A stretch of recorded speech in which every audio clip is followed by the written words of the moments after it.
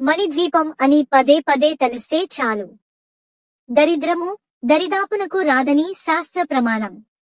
అటువంటి మహాశక్తివంతమైన మణిద్వీప వర్ణన మనసార చదివిన లేదా గానం చేసిన ఎటువంటి సత్ఫలితాలు వస్తాయో స్వయముగా అనుభవించి తెలుసుకోవలసిందేగాని వర్ణించుటకు వేయపడగలు గల ఆదిశేషునకు కూడా శక్తి చాలదు. లక్షల లక్షల బ్రహ్మాండములను కనురెప్పపాటులో సృష్టించి లయము చేయగల 32 మహాశక్తులు పరిరక్షణలో ఈ సమస్త విశ్వమును ఉండుట వలన 32 రకాల పూలతో మణిద్వీపవాసినికి అర్చన చేసి పసుపు, కుంకుమ, గంధాక్షతలతో సేవించిన అమోఘమైన శుభాలను పొందుతారు.